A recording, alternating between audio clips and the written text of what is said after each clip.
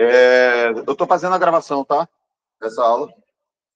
Eu vou disponibilizar o vídeo para vocês posteriormente. Entenda-se hoje à noite ainda. Eu vou mandar o vídeo para vocês, porque eu vou imprimir um ritmo aqui e já avisando. Quem acha que meu ritmo é acelerado, eu vou acelerar agora. Eu ainda não dei aula em ritmo acelerado esse ano.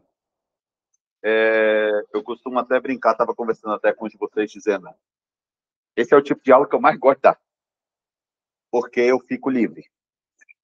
É totalmente sem compromisso. O meu compromisso é passar pela maior quantidade possível de conteúdos com vocês. Eu vou iniciar trabalhando com os meus princípios, que eu acredito da matemática, que é mostrar para vocês que, a partir das operações básicas de matemática, você realmente consegue ver tudo o que tem no ensino médio, exceto matriz determinante. Beleza? Por favor, se vocês tiverem algum tipo de questão, algum tipo de conteúdo que vocês gostariam que eu falasse, não tem problema algum. Só peço para esperar eu concluir o raciocínio, para você poder interromper, porque como vai ser num ritmo um pouquinho mais acelerado, uma quebra de raciocínio no meio, principalmente para quem tem um pouquinho mais de dificuldade, pode atrapalhar, acompanhar o ritmo. Se porventura você não estiver conseguindo acompanhar as paradas, vai ser assim mesmo, sacou? Eu não vou poder ficar parando para ficar mastigando os conteúdos. A proposta dessa aula não é ensinar nada, é reforçar aquilo que porventura você já sabe e conectar aquilo que você já sabe com outras coisas que você já sabe, porém, você não teve oportunidade de fazer essa conexão. Então, repito, a proposta da aula não é para ensinar nada. É para principalmente estabelecer conexão daquilo que você já sabe. Só estou deixando isso claro, para depois não ficar, foi muito rápido, tal, e vai ser rápido mesmo. Vai ser rápido mesmo. Beleza? Então, vamos lá. É o seguinte. Quais são as 4 operações básicas da matemática? Adição, subtração, multiplicação e divisão. Então, soma, subtrai, multiplica e divide. Gente, fala para mim, qual é a operação básica da matemática que é análoga à soma, mas só que é um pouco mais forte, um pouco mais intensa? É a multiplicação.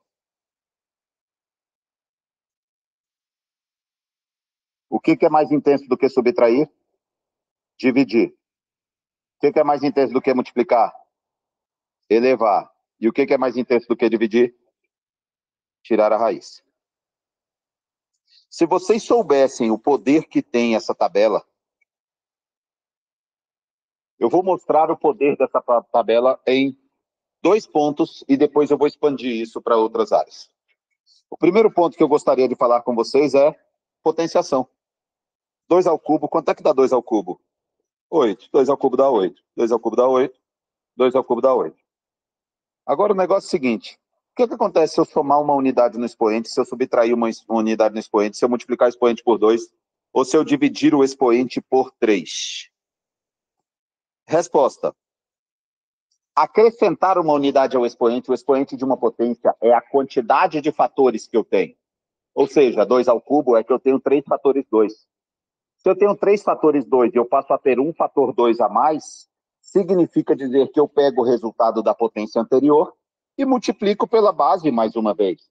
Traduzindo, repare que quando você soma alguma coisa no expoente, você multiplica o resultado da potência por um número.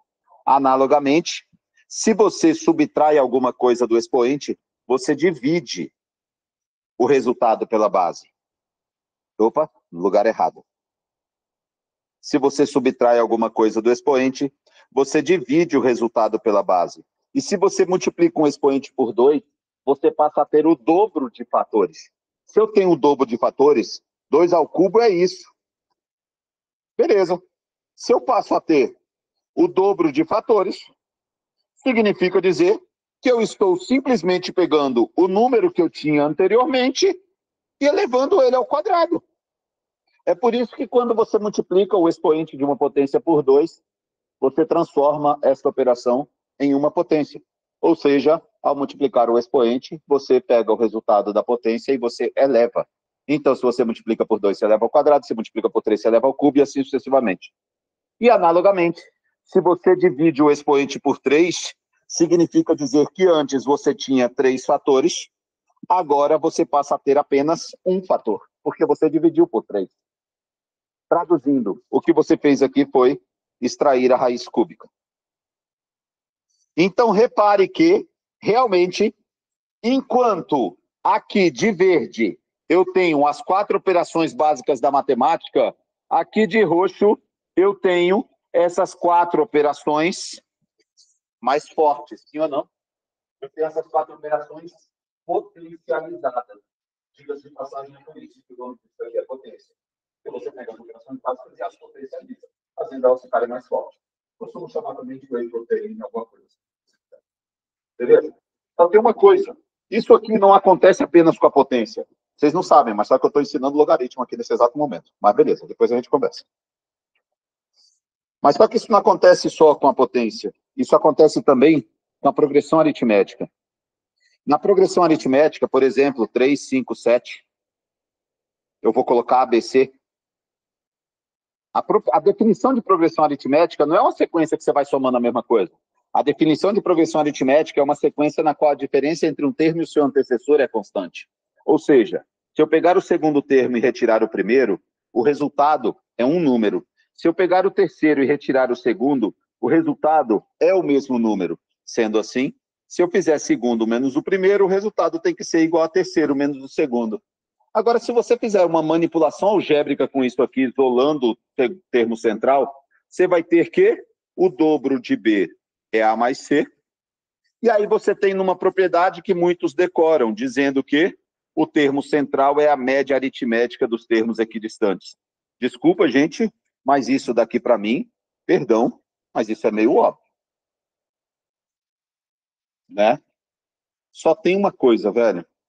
E o termo geral da PA? Lembre-se, se eu tenho 5 dedos, eu tenho 4 intervalos. Isso significa dizer que, para você chegar, para você chegar ao quinto termo de uma PA, a partir do primeiro, basta acrescentar a razão 4 vezes. Se você puxar para o termo geral, para você chegar no enésimo termo partindo do primeiro, basta acrescentar a razão n menos uma vezes. Por quê? Se eu tenho n dedos, eu vou ter n menos 1 intervalos. Eu somo a cada intervalo, não é a cada termo. Inclusive, esse é o motivo de algumas questões de PA e PG, alguns de vocês errarem por contar um a mais ou um a menos. É por conta disso. Então, só identifica essa separação entre termo e intervalo. Beleza? Agora, olha só que massa, velho. Vocês estão vendo todas essas fórmulas? Pega essa tabela agora. E coloca essa tabela para jogo. Só pega todas essas fórmulas entre aspas, né? E coloca essa tabela para jogo. Olha o que vai acontecer. O que antes era B menos A, agora vira B sobre A. O que antes era C menos B, agora fica C sobre B. O que antes era B menos A igual a C menos B, agora vira B sobre A é igual a C sobre B. O que antes era 2B, agora vira B ao quadrado. O que antes era A mais C, vira A vezes C. O que antes era B igual a A mais C sobre 2, vira B igual a A vezes C, tirando a raiz quadrada. O que antes era A5 é igual a 1 mais 4R, vira A5 é igual a 1 vezes Q elevado à quarta. O que antes era N é igual a 1 mais N menos 1 vezes R, agora vira AN é igual a 1, o que é soma vira multiplicação, e o N menos 1 que estava multiplicando a razão, ele passa a elevar a razão. Traduzindo, você não precisa aprender PG, você só precisa aprender PA, porque PG é a PA que tomou whey protein. Não tem nada para aprender de PG. É só PA. Não tem nada de PG. Se você entender PA, a PG é consequência. Por exemplo, pega uma questãozinha que diz o seguinte: o segundo termo de uma PA vale 7 e o quinto termo de uma PA vale 19. O que você faz para calcular a razão aqui? Resposta: pega o último termo e tira o primeiro. E aí você divide por 3. Por quê? Resposta: 1, 2, 3, 4, 5. O segundo termo é 7 e o último termo é 19. Você concorda que do segundo para o quinto são 5 menos 2, que dá 3 razões? Gente, se 3 razões dá 12, então a razão é 12 terços. Agora eu vou fazer a mesma coisa com a PG. A diferença vai ser: o segundo termo vale 6 e o quinto termo vale 48. Agora é PG, hein? Agora é PG. Olha só que merda. Na PA, a razão não é. Na PA, a razão não foi. Deixa eu apagar aqui. Na PA, a razão foi: pega o quinto, subtrai o segundo e divide por 3. Sim ou não? Chuta quem vai ser a PG, a razão na PG. Pega o quinto. O que era subtração vai virar o quê? Divide pelo segundo. E o que era divisão vai virar o quê? Tira a raiz cúbica. Pode ver. Pega o 48 e divide por 6. Quanto é que dá isso? 8. Quanto que é a raiz cúbica de 8? 2. Olha aí, ó. 6 vezes 2, 12. 12 vezes 2, 24. 24 vezes 2, 48. 6 dividido por 2 dá 3. Não tem que estudar PG. Só tem que estudar PA. PG é a consequência. É por isso que eu falo: domine as 4 operações básicas. O resto é só expansão. É só expansão. Beleza até aqui? De boa? Diga. Ótima pergunta. Lá na soma dos termos da PG, na verdade, funciona para você poder calcular o produto dos termos da PG. Mas só que o produto dos termos da PG raramente aparece em prova. Quando eu estou dando, se eu estivesse dando aula para a galera do País 1, ou seja, se eu estivesse dando aula do primeiro ano, de toda a matemática do primeiro ano, eu ia virar para eles e ia falar para eles: pessoal, olha só, existem fórmulas de geometria plana, de geometria espacial, tem fórmula, agora espacial para o segundo, né? Mas só que tem fórmula lá de função de primeiro grau, de segundo grau, função exponencial, tem uma porrada de fórmula, mas eu ia falar para eles: de todas essas fórmulas, tem só uma que eu quero do ano todo, que é a soma da PG. Por quê? Porque a demonstração da soma da PG é algébrica. O produto da PG tem a mesma ideia de Gauss. Pega o primeiro e soma com o último. No caso da PG, você pega o primeiro e multiplica pelo último. Porque aí de um ou para o outro, você divide pela razão esse, multiplica pela razão esse, e aí o produto dos dois continua sendo o mesmo. Inclusive, você pode até pensar em termos de grandezas inversamente proporcionais. Sacou? É como se os primeiros termos da PG fossem de uma grandeza, por exemplo, velocidade, e os outros termos fossem da grandeza que é inversamente proporcional à velocidade, que é o tempo.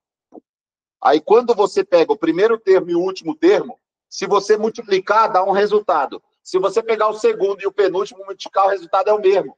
O que mostra que é como se você separasse a PG em 2 grupos.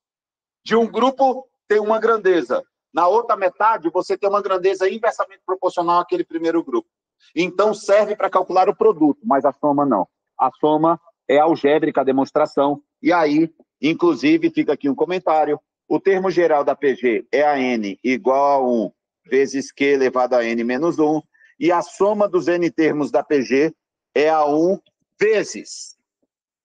Aí você tem 2 alternativas. A primeira é q elevado a n menos 1 sobre q menos 1. E a segunda é a 1 vezes 1 menos q elevado a n sobre 1 menos q. Por favor, não são 2 fórmulas diferentes. É a mesma. A expressão é a mesma. Aqui, da roxa para vermelha, vocês repararam que eu só troquei eles de lugar? É como se aqui em cima fosse 20. Aqui deu menos 20. Agora aqui embaixo, da roxa para vermelha, eu também troquei de lugar. É como se aqui em cima fosse 4, aqui embaixo é menos 4. Beleza. Quanto é que dá 20 dividido por 4? 5. E menos 20 por menos 4? 5, a mesma porra. Não muda nada. A fórmula é a mesma. Agora eu prefiro a de baixo. E eu prefiro a de baixo por um motivo, que é um motivo sonoro. Quer ver? Por favor, todo mundo da sala, pronuncia essa expressão dentro do retângulo vermelho. Vai. Agora, pronuncia essa expressão dentro do retângulo roxo. Vai. Vocês viram que vocês falaram exatamente a mesma coisa. Mas são duas coisas absurdamente diferentes. Enquanto na primeira você tira uma unidade do expoente, na segunda você tira uma unidade do resultado da potência. Então, uma coisa é, quanto é que dá 2 à quinta? 32. Quanto que é 32 menos 1? 31. Outra coisa é, quanto é que dá 5 menos 1? 4. Quanto que é 2 à quarta? 16. São duas coisas completamente diferentes. Então, o que eu prefiro fazer? Eu prefiro não ter problema com isso, não correr risco de cometer essa falha, e eu prefiro guardar a soma da PG desse jeito. E, na verdade, tem um segundo motivo que eu gosto de guardar a soma da PG desse jeito. Qual é? É que se a razão tiver entre 0 e 1, qualquer número entre 0 e 1 elevado ao infinito, essa bolinha azul, ela vai se aproximar cada vez mais de 0. E aí sobra o tal do limite da soma, ou a soma dos infinitos termos, que fica 1 sobre 1 menos Q. Porque se isso aqui vale 0, esse negócio aqui todo vai valer 1, 1 vezes A1 dá 1 mesmo, e vai sobrar só A1 sobre 1 menos Q. Então, eu prefiro essa expressão dentro do retângulo vermelho por dois motivos. O primeiro é a questão da sonorização de quando você pronuncia a fórmula. E o segundo é porque dessa segunda daí sai a soma dos infinitos termos de maneira natural. Beleza? De boa? Ótimo. Seguindo essa linha, porra, já vou chegar nisso já? Vou chegar nisso sim. Seguindo essa linha,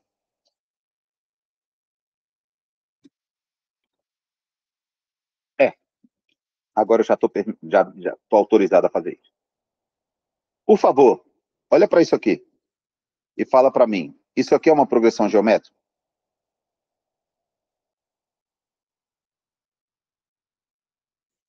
Por quê?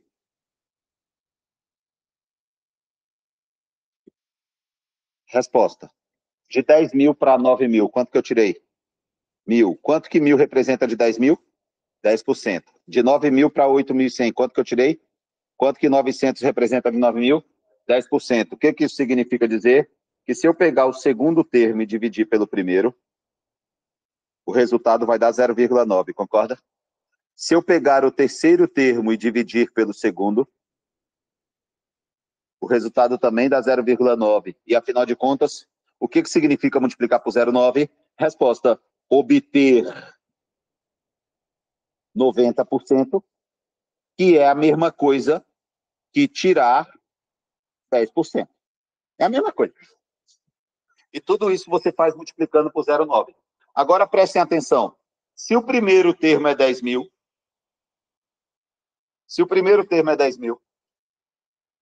o segundo termo não vai ser 10 mil multiplicado por 0,9 uma vez? O terceiro termo não vai ser 10 mil multiplicado por 0,9 duas vezes? O quarto termo não vai ser 10 mil multiplicado por 0,9 três vezes? Só tem uma coisa. Multiplicar por 0,9 três vezes, né? Multiplicar por 0,9 elevado ao cubo. Agora eu pergunto, e se eu não souber quanto tempo vai se passar? Resposta, tu vai parar, sabe onde? Lá na função exponencial. Onde é que eu estou querendo chegar? Uma função exponencial nada mais é que uma progressão geométrica escrita de forma algébrica. Não tem nada de diferente. Absolutamente nada. E aí, meu irmão, quando você entende esse game e você aprende a ler uma função exponencial do jeito que ela merece, porra!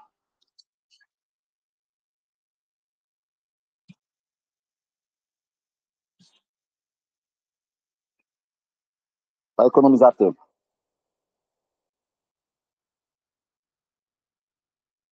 Deixa eu pegar uma página aqui.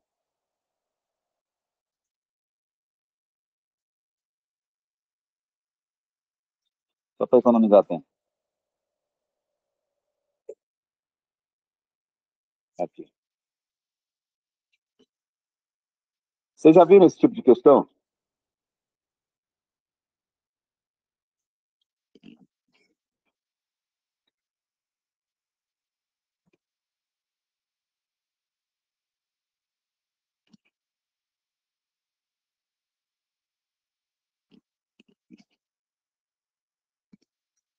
Vocês já viram esse tipo de questão em alguma prova? O tempo todo, né?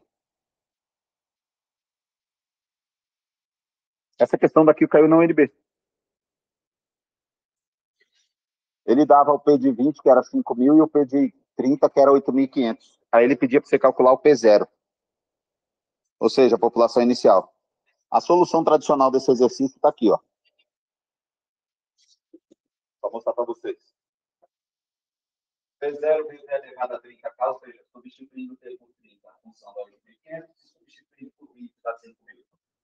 Isso aqui não é um sistema linear, porque o sistema linear estaria somando. Isso aqui é um sistema como qualquer outro, só não é linear, ele é um sistema. Mas só que linear, ele está somando, aqui está multiplicando. E a operação inversa da multiplicação é a divisão. Então, se você dividir a primeira linha pela segunda, você vai simplificar o P0, é 30k por E10k, por E20k dá E10k, e 8.500 por 5.000, bora. Quanto é 100%? Quanto é 10%? Pergunto, 5.000 cabe quantas vezes aqui? Uma. Sobra quanto? 3.500. 500 cabe quantas vezes em 3.500? 7. Então dá 1,7, porque é 1 100% e 7 é 10%. Essa divisão dá 1,7. Ou seja, E elevado a 10k dá 1,7. Aí uma coisa que ele poderia fazer é, dado que o logaritmo neperiano de 1,7 a 0,53, calcule o valor da constante k. Pô, se é elevado a 10k dá 1,7, a operação matemática, a ferramenta matemática de potência é o logaritmo. Então, o que você faz? Você não pode tomar os dois lados? Sim. Não pode subtrair os dois lados? Multiplicar os dois lados? Você pode também aplicar o logaritmo dos dois lados. A operação matemática como qualquer outra. Mas quando você aplica o logaritmo na base E, o logaritmo neperiano de E elevado a 10k é 10k. Por quê? Porque vai ficar 10k vezes o neperiano de E, o neperiano de E vale 1. Então, isso aqui tudo vai dar 10k. E desse lado é 0,53. Se 10k é 0,53, então cai 10 kg é 0,53. A parte difícil dessa questão é o que vem antes do logaritmo. Porque a parte do logaritmo não é uma que não são probabilidades, mas só pegar qualquer informação. Aí você descobre isso aqui. Só uma coisa, tá? Não precisava lutar para calcular o valor do P0. Por que P0? P0 é 20k, né? 5.000. Aí você tem que é 20k, não é 10k vezes ao quadrado. É propriedade de potência? Que também não existe. Mas o T é 10k é 1,7. Então, P0 vezes 1,7 ao quadrado é 5.000. Então, P0 é só dividir 5.000 por 1,7 ao quadrado. Aí vai dar um número lá. Só tem uma coisa. Espero muito que vocês não façam essa porra se aparecer na prova alguma coisa desse tipo. Por quê? Olha para isso aqui. Isso aqui. Sabe qual é o poder disso aqui? É de fazer com que você resolva 80% das questões exponencial do Enem, sem tocar na cadeira. Era todas as questões de função exponencial do Enem, desde 2009. Pega tudo. Vou pegar tudo. 80% delas, a gente não precisa tocar na cadeira. Você tem que entender isso. E mais um detalhezinho que eu vou falar daqui a pouco. Que é o quê? Presta atenção. Considera a função exponencial clássica. Agora eu vou substituir no lugar de x, no lugar de t, eu vou colocar uma progressão aritmética de razão R. Repare que se eu colocar uma progressão aritmética de razão R, olha só o que vai acontecer. Aqui é t, aqui é t mais r, aqui é t mais 2r, aqui é t mais 3r. Se eu colocar t mais r aqui, tá t mais r vai dar t mais kr. Mas só que é elevado a t mais kr é elevado a kt vezes é elevado a kr. Então, A primeira imagem dá P0 vezes E elevado a K3. A segunda dá P0 vezes E elevado a K3 vezes E elevado a KR. A terceira, que é 2R aqui, vai dar 2KR. Mas só que E elevado a 2KR é E elevado a KR ao quadrado. Analogamente, E elevado a 3KR é elevado a KR elevado ao cubo. E se você observar de forma bem detalhada, aqui eu tinha uma nuvem verde. Agora eu tenho uma nuvem verde multiplicada por uma nuvem vermelha. Agora eu tenho uma nuvem verde multiplicada pela nuvem vermelha ao quadrado. Agora eu tenho uma nuvem verde multiplicada pela nuvem vermelha ao cubo. Não sei se vocês separaram, mas é uma proporção geométrica de razão igual à nuvem vermelha. Traduzindo. Solta o lápis e olha para cá. Função exponencial como estrutura clássica. O que significa estrutura clássica? Não tem nem soma nem subtração. Coloca uma coisinha na sua cabeça. Se o x formar uma PA, o y vai formar uma PG. Sempre. Sempre.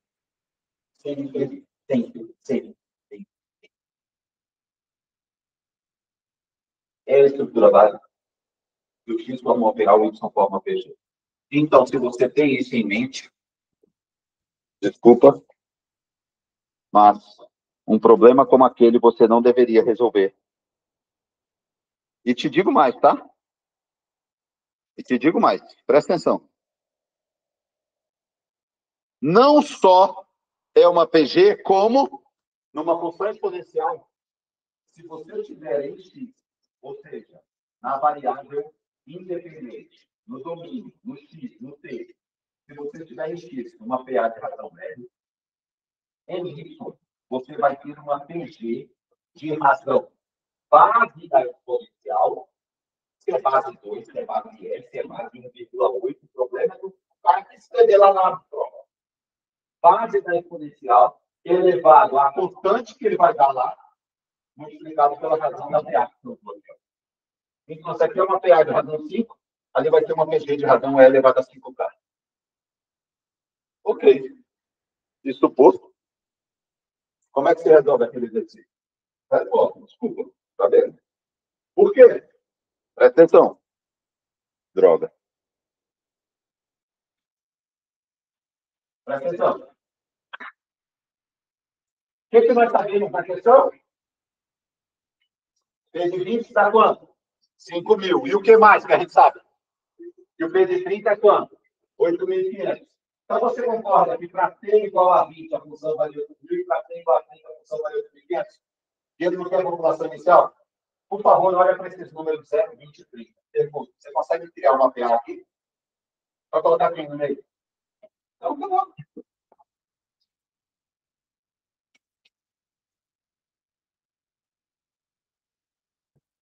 Coloquei o 10.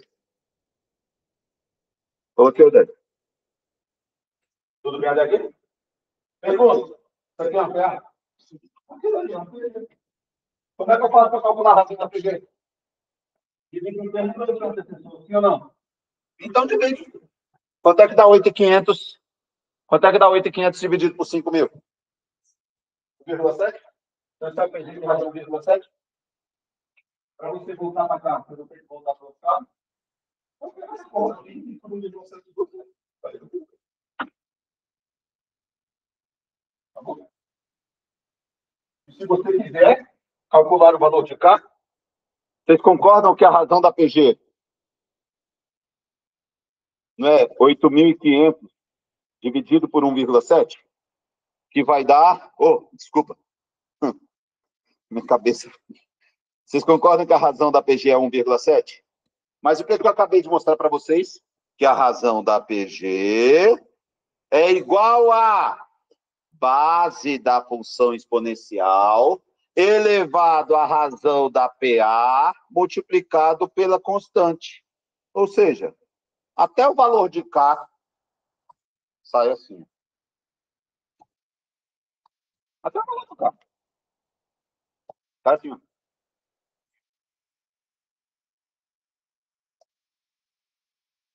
Então, por favor, função afim e função exponencial nada mais são que formas algébricas de se escrever as duas operações que funcionam como alicerce para a matemática. Quais são as duas operações? A soma e a multiplicação. Mas a multiplicação é somar a mesma parcela diversas vezes. A função de primeiro grau é para juros simples. Por quê? Porque a cada intervalo de tempo eu sempre aumento o mesmo percentual do valor inicial. Por isso que a altura do degrau é a mesma. A função exponencial é juros compostos. Ou seja, enquanto na função de primeiro grau eu sempre aumento o mesmo percentual do mesmo valor, na PG eu aumento também o mesmo percentual, mas do valor anterior. Então, enquanto na PA de razão 10%, vamos aplicar um juro de 10%. Aí eu começo com R$1.000. Aí você começa com 1.000. Aí depois de um mês você aumenta 10% de 1.000. No próximo mês você aumenta 10% de 1.000 de novo. No próximo mês você aumenta 10% de 1.000 de novo. Traduzindo, qual vai ser a frequência? 1.000, 1.100, 1.200, 1.300. O gráfico vai ser o quê? Uma reta. Mas na função exponencial, não. Na função exponencial, você começa com 1.000 e aumenta 10% ao mês. Você começa com 1.000, aumenta 10% de 1.000. Quanto que é 10% de 1.000? 100. Você vai para quanto? 1.100. Agora você não tem mais 1.000, você tem 1.100. Agora você vai aumentar 10% de 1.100, que é 110. É juros simples e juros compostos. É PA e é PG. Enquanto na função de primeiro grau, a razão da PA é 0,1 multiplicado por 1.000, que dá 100. Lá na função exponencial, que é a PG, a razão é 1,1.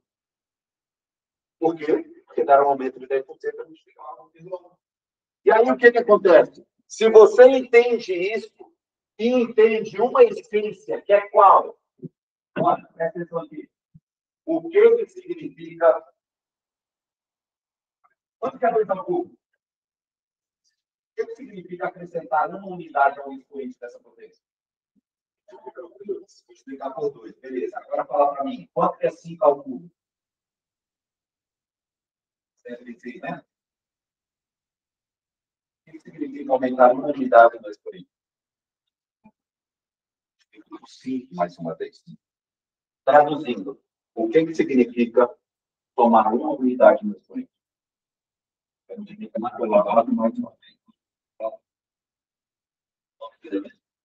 Então, vou escrever uma frase aqui.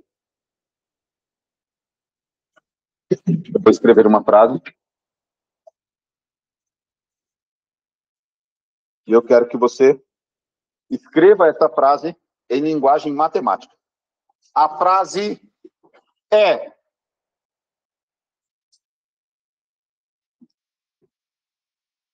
o Brasil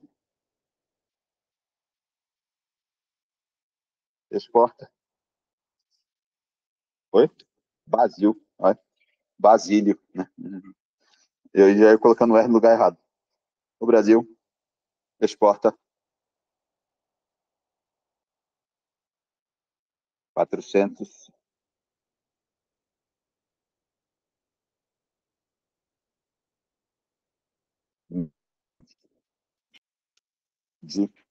exporta 400 milhões de toneladas de soja em 2010. Desde então,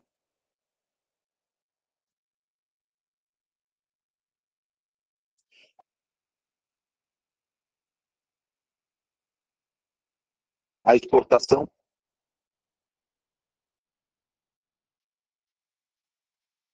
cresce 8% a cada 3 anos. Escreve isso em linguagem matemática.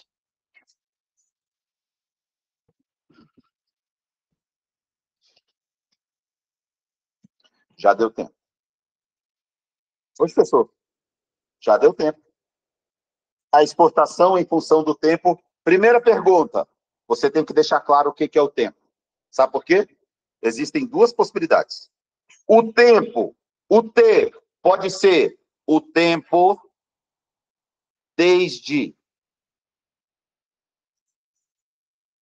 2010, mas só que o T também pode ser o ano.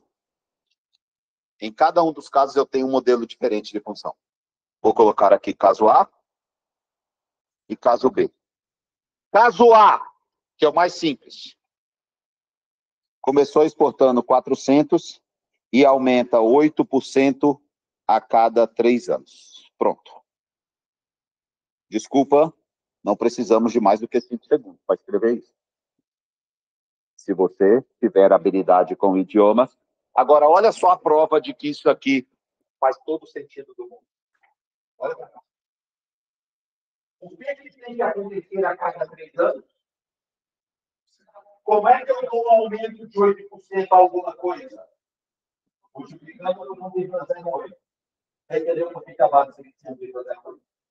Pode. Então, você entendeu já que a base é o nosso fator multiplicativo. Então, hoje está para vocês. Desde o primeiro dia que você entrou aqui. Entendeu? Olha, só tem uma coisa. Se eu estou diante de uma potência, você concorda que quando a potência aumentar uma unidade, eu multiplico pela base uma vez? Então, eu quero multiplicar por 1,08, sim ou não? Mas eu quero multiplicar por 1,08 todo ano? Não, é só a cada 3 anos. Então, eu tenho que fazer uma correção de colocar o 3 aqui embaixo. Para garantir que quando eu colocar t igual a 3, ao dividir por 3 o resultado dá 1, fazendo com que eu multiplique pela base mais uma vez. Entendeu por que aparece o 3 aqui embaixo? Traduzindo, função exponencial, eu detesto trabalhar com função exponencial dizendo que é A vezes B elevado a K vezes B. Eu não gosto disso. Eu prefiro escrever T sobre alfa. Aparece função exponencial, eu reescrevo a desgraçada, forçando a barra para ficar T sobre alfa. Por quê? Porque aí a função exponencial vai ter a estrutura que eu preciso. Qual é a estrutura básica de uma função exponencial? Resposta. A estrutura básica de uma função exponencial é a seguinte. Presta atenção aqui. A estrutura básica de uma função exponencial é a seguinte. Uma função exponencial, ela tem a seguinte estrutura. Um valor inicial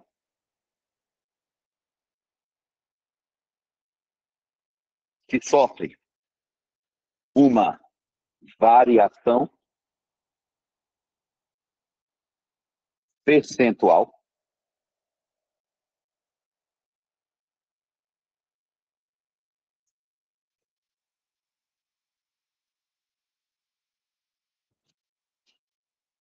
deste intervalo de tempo. Pronto. Esta é a estrutura básica de uma função exponencial.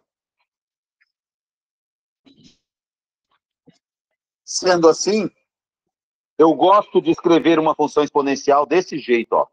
A vezes B elevado a T sobre alfa. Vou colocar um T sobre C. Essa é a estrutura básica da função exponencial. Vocês entenderam? Beleza? Só um pequeno comentário. Lembra que eu falei que se o T foi o tempo transcorrido desde o ano 2010, fica desse jeito?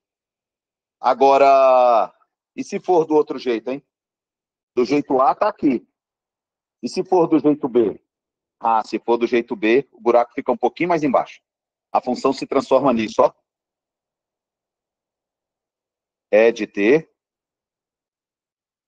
vai ser igual a 400 vezes 1,08 elevado a 1 T menos 2010. Surge uma quarta constante. Quer ver? Se o T por um ano, você concorda que no ano de 2010 você substituir ele por 2010, mas ao substituir ele por 2010, o expoente tem que dar zero. Por quê? Para que a função dê 400. Eu coloco o termo, não estou só corrigir. Graficamente falando, é como que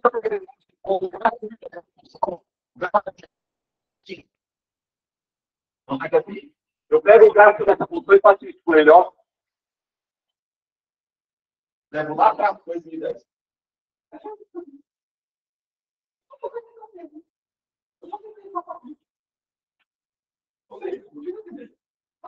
E foda, pensa nessa merda aqui. Aqui, em T igual a 0, não era 400? Agora, a T igual a 2010. Agora, em T igual a 1, era 400 com aumento. Em T igual a 3, não era 400 com aumento de 8%, que vai dar 32, não dava. Em T igual a 3, não dava 432?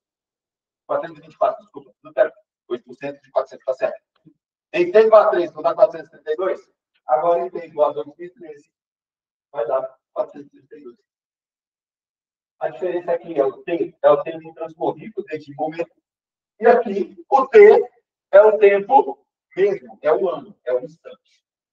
Só um comentário. O Enem ainda não fez essa jogadinha, mas é totalmente possível de se fazer. E aí vai ter as duas alternativas. Não preciso nem falar o tanto de gente que vai no T, né? Preciso falar? Então, abre o olho. Abre o olho. Seguindo essa linha. Cadê? Qual folha que eu tô? Ah, tô aqui.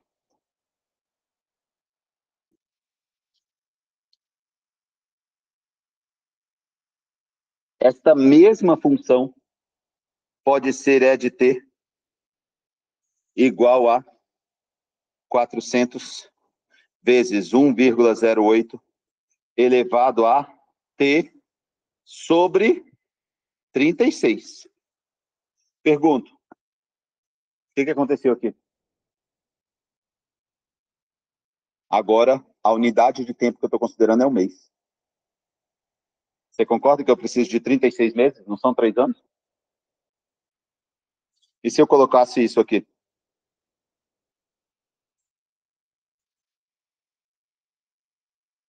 A situação é a mesma. Década, boa. Agora eu mudei a unidade de tempo para década. Por quê? 30% de uma década não é 3 anos? Traduzindo, quando você olhar para uma função exponencial, por favor, não olhe só para o T. Lê o texto e veja qual é a unidade de tempo que ele está considerando.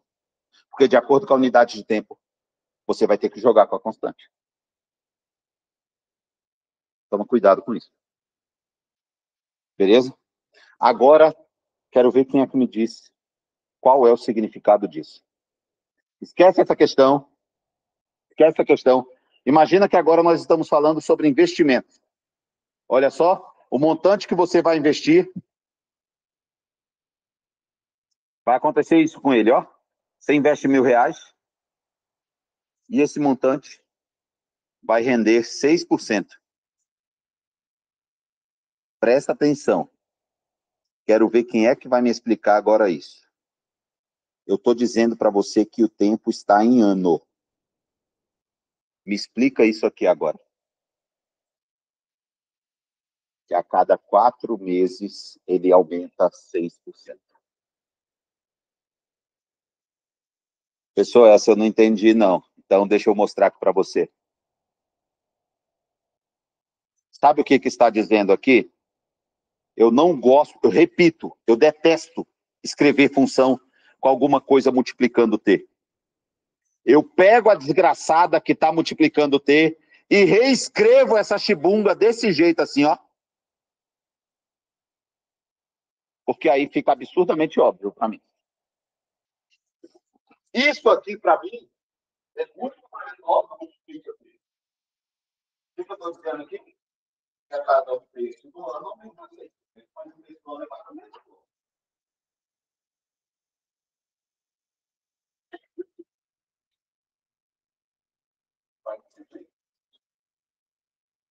está escrito aqui? Quando você coloca esse 3, ele está dizendo que a cada ano existem 3 aumentos de 6%. Concorda que se eu colocar um aqui, vai dar 3 aqui, vai dar 1,06 elevado ao cubo? Todo mundo pegou? De boa? Ótimo. Agora,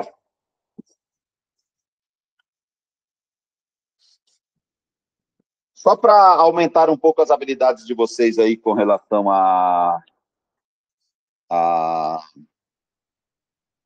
potência.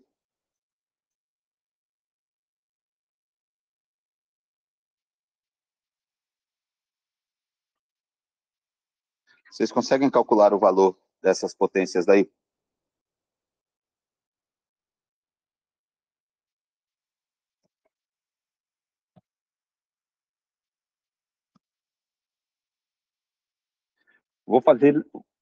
Vou inventar. Vou colocar um E16K aqui agora. E depois eu vou colocar um E24K. E depois eu vou colocar um E32K. Deixa eu inventar a moda. Sem falar que dá para fazer outra moda aqui também, mas deixa quieto. Deixa eu ver aqui. E4K. Eu vou meter um E8K. Vou meter um E12K. Vou meter um E16K. Vou meter um E20K. Vou meter um E24K. Pessoal, você está sem o que fazer? Não. Tem muita coisa para fazer. Só quero que você aprenda a olhar para isso aqui com o olhar que isso aqui merece. Presta atenção. Quanto é que dá a elevado a 24K? 8. Quanto é que dá a elevado a 12K? 2 raiz de 2. Por quê? Olha com 24K e olha com 12K e olha o que eu faço com 24K para virar de 2? Mas dividir por 2 vezes 8 é fazer o que com o valor da potência? E 8 não é 2 ao cubo? Então tem que dar raiz quadrada de 2 ao cubo. Mas 2 ao cubo não é 2 ao quadrado não é 2. A raiz quadrada de 2 não é 2. Então dá 2 raiz de 2.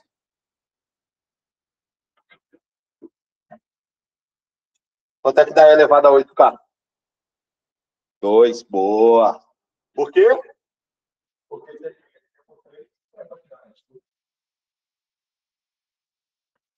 quanto que é elevado a 6K? Não dividiu por 4?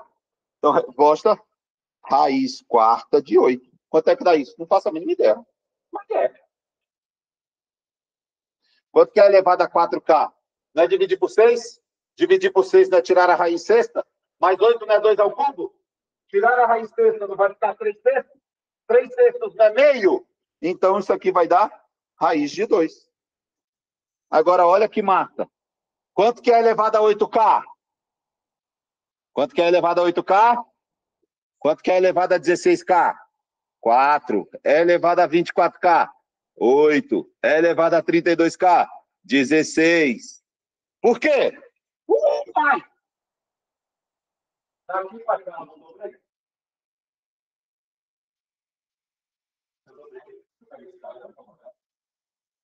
Daqui para cá, não tripliquei?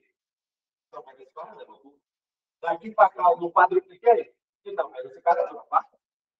Daí fica brincando. 8K, 16K, 24K, 32K. Isso não é uma PA? Tem 2, 4, 8, 16. 4 por 10. Que é isso para quem faz conta? Beleza? Vocês estão vendo que está tudo na mesma meta? Agora vamos ver aqui esse negócio. Agora o bagulho vai ficar sério. Vocês morrem de medo disso aqui. Vocês morrem de medo disso aqui. Vamos supor que o log de 3 é 0,48 e o log de 2 é 0,3. Sabe quanto é que vai o log de 6? 0,78. Log de 12, 1,08. Log de 24, 1,38. Você nem precisa repetir. Só coloca. Sabe por quê? 3, 6, 12, 24. O que é isso? PG de razão quanto? 2. Se você tem uma PG de razão 2 no resultado de uma potência, é porque no expoente você tem uma PA de razão log de 2. Então, é só daqui para cá, só no log 2. Isso aí é o log 2 de novo. Só no log 2 de novo. Só log 2 de novo. Por quê? Porque no logaritmo, toda vez que eu tiver uma progressão geométrica no logaritmando de razão P, eu vou ter uma PA de razão log P. É o contrário. Na exponencial, se eu tenho uma PA no expoente, eu não tenho uma PG no resultado na potência. Mas o expoente não é logaritmo. E o resultado da potência não é o logaritmando. Então, desculpa, eu não estou falando nada de novo. Estou falando a mesma merda. O que é brincar com logaritmo? Resposta, brincar com expoente de potência. Porque não existe propriedade de logaritmo. Só existe propriedade de adição, subtração, multiplicação e divisão. O resto é consequência. E as propriedades do logaritmo, no fundo, são o quê? Propriedades de potência. Por exemplo, log de A vezes B. Não é log de A mais log de B? Sabe o que está escrito ali? Quando você multiplica duas potências de mesma base, você conserva a base e somos expoentes. Desculpa, você sabe disso desde a sétima série. Quando vem falar que uma matéria nova que é foda por nenhum, é a mesma coisa. Exatamente a mesma coisa, sem tirar, nem pôr. Beleza? Só um comentário. Cadê a tabelinha? Essa tabelinha daqui, tipo... Não, gente. É a coisa mais foda que tem. Eu diria que é a coisa mais foda que tem na matemática. Essa tabela daqui. Ela é que converte tudo. Pode de curiosidade. Vocês estão vendo que eu estou chegando mais lugar. Estão percebendo que eu continuo falando de KQG? Que é a porcentagem? Estão começando a entender por que eu fico falando que a porra toda é porcentagem? Desculpa, gente. A matemática só tem 4 operações. Todo o resto deriva dessa história. Se forem variações absolutas, você vai para a addição e subtração. Se forem variações relativas, você vai para a multiplicação e divisão. Sendo assim, toda a matemática do ensino médio que envolve cálculos nada mais são do que formas de você utilizar as 4 operações básicas da matemática. Só isso. Só isso. Beleza? Até aqui? Bom, seguindo essa linha e partindo para a próxima.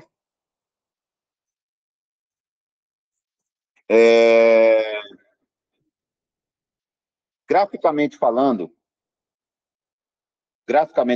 você tem a função de primeiro grau, você tem a função de segundo grau, você tem a função exponencial e você tem a função logarítmica. O gráfico da função de primeiro grau está aqui. O gráfico da de segundo grau está aqui. O gráfico da exponencial está aqui. E o gráfico da logarítmica está aqui.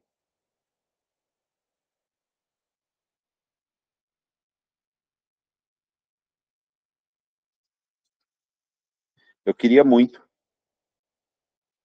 que vocês guardassem o seguinte. Primeiro grau, proporção.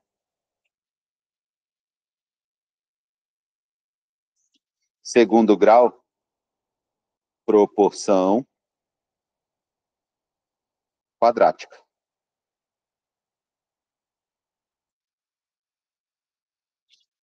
Exponencial, PA-PG. Logarítmica, PG-PA. Pronto. Eu não falo para vocês que é tudo porcentagem? Está aqui a prova. As 4 funções que vocês estudam tradicionalmente durante metade do ensino médio é tudo PA e PG. Como é que funciona na de primeiro grau? Na de primeiro grau, você tem 2 pontos. Entre esses 2 pontos, você vai ter uma variação em x. E você vai ter uma variação em y. Como é que funciona? Resposta. A variação em y dividido pela variação em x é constante. E essa constante é o tal do coeficiente angular. Traduzindo, o que é o coeficiente angular de uma reta? Resposta, é a porcentagem que esse cara representa desse. Ou seja, se você tiver numa função lá, e aí ele te falar alguma coisa desse jeito aqui, ó, isso aqui vai ter na sua prova de vocês, tá? Pode ter certeza que vai ter na prova de vocês. Vai ter tipo assim, ó. Bora, deixa eu colocar uma questão aqui. Ah, pô, desgraçado, bora. No ano de 2000, a produção foi de 23 milhões de toneladas. Já no ano de 2010, a produção foi de 37 toneladas. Seguindo o mesmo ritmo de crescimento, qual deverá ser a produção no ano de 2014? E, infelizmente, tem muita gente que perde um tempo do tamanho do mundo para fazer essas paradas daqui. Não preciso nem falar do tanto de gente que vai fazer regra de 3 num trem desse, né? Mas tudo bem. Deus está vendo. Deus está vendo.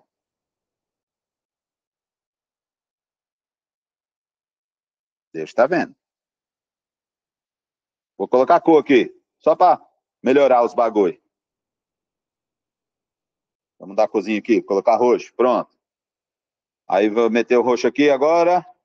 Roxinho. 2014 é antes, para informar, forçar a barra. Ai, deu a metade. Não, vai dar metade não. Bora. Gente, por favor, vai. De 2000 para 2010, foi quantos anos? 10 anos. De 23 para 37, subiu quanto? 14. De 2010 para 2014, subiu quanto? 4 anos. Pelo amor de Deus, quanto é que 4 representa de 10? Porra, então sobe 10% dessa merda 4 vezes, velho. Qual é, meu irmão? Sabe? Porra.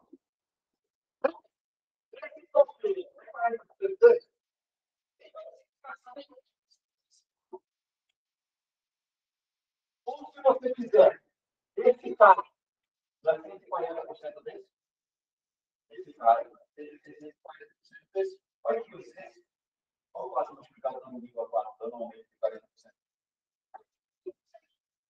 Esse cara toma 5,6 e acha 42,6.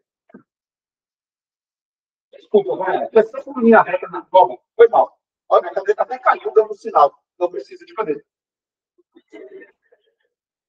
Não precisa. Desculpa, não precisa. Só tem uma coisa, por favor, entenda. Beleza? Já na função quadrática, o gráfico da função quadrática é a tal da parábola. Na função quadrática também tem proporção. Quem viu uma reportagem que saiu hoje falando sobre negócio de regra de 3 no Enem, quando é que pode usar a regra de 3, quanto que não pode? Foi no G1, eu acho que saiu. Alguém chegou a ver? Eu peguei e mandei para a galera do DIPAR. E aí, tava falando lá, aí o cara tá falando, quando é que a regra de 3 salva? Quando é grandezas diretas e inversamente proporcionais. Aí o cara fala, ou seja, quando for função quadrática, função exponencial, quando for trigonometria, não pode usar a regra de 3. Aí eu lendo isso e assim, tá bom, tudo bem. Pro povão eu concordo, mas para aluno meu, desculpa, não concordo porra nenhuma. Por quê? Porque na função quadrática existe proporção, sim, entre a variação em x a partir do vértice e a variação em y a partir do vértice. Como é que é essa proporção? Troquei as cores, né? Não sou organizado assim na minha vida, não. É só dando aula. Pessoal, mas eu acho você desorganizado dando aula. Imagina na minha vida. Vamos embora. Presta atenção. Existe uma proporção na função quadrática, mas essa proporção é uma proporção quadrática. Daí o nome, quadrática. Traduzindo, na função polinomial do segundo grau, a variação em y a partir do vértice, ela é diretamente proporcional ao quadrado da variação em x. Sempre? Sempre. E esta constante de proporcionalidade é o famoso A, que, na sua opinião, só serve para dizer se a parábola está feliz ou está triste. Não. O A serve também para dizer o quão feliz e o quão triste está a parábola. Por exemplo, apareceu uma vez na prova do Enem, não vou achar essa questão aqui, mas apareceu uma vez na prova do Enem uma questão que falava de um túnel, aí fazia assim com o túnel. Aí esse túnel batia bem aqui.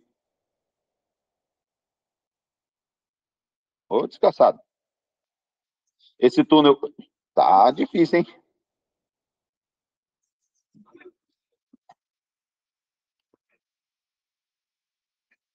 Ah, é... A questão falava isso aqui, ó. Dizia que esse túnel batia aqui no 10, aqui era 5 e aqui era menos 5. Aí ele pedia para você achar a lei de formação lá. A altura em função de x. Questão desse jeito, você vai fazer o seguinte. Olha para cá, olha para cá. Aí você vai fazer, qual era a cor mesmo? Verde na horizontal. Você vai me dizer aqui. Quanto é que dá essa linha verde? 5. Aí você vai me dizer isso aqui, ó. Quanto é que dá essa linha roxa?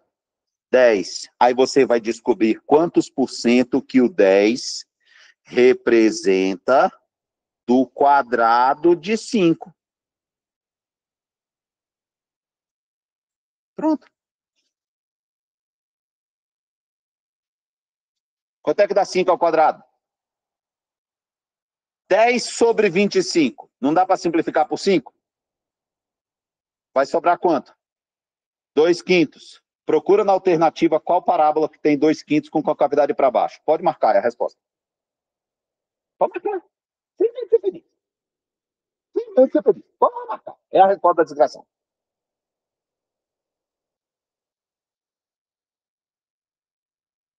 Boa? De boa?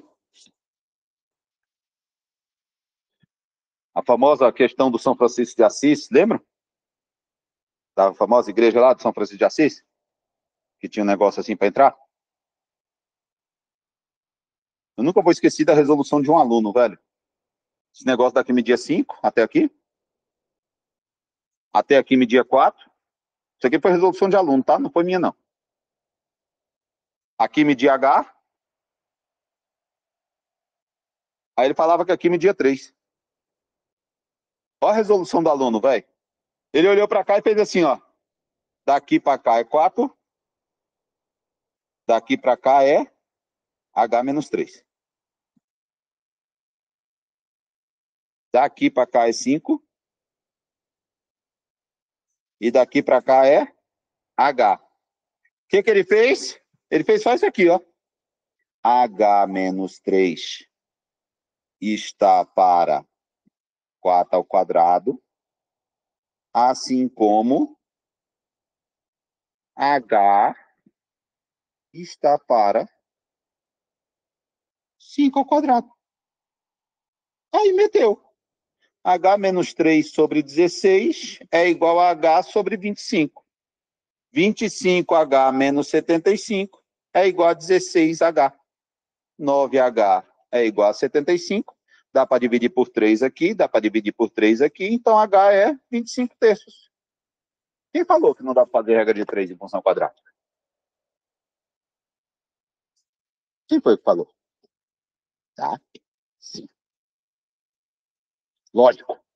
Requer treino. E isso aqui tem um porquê, tá, gente?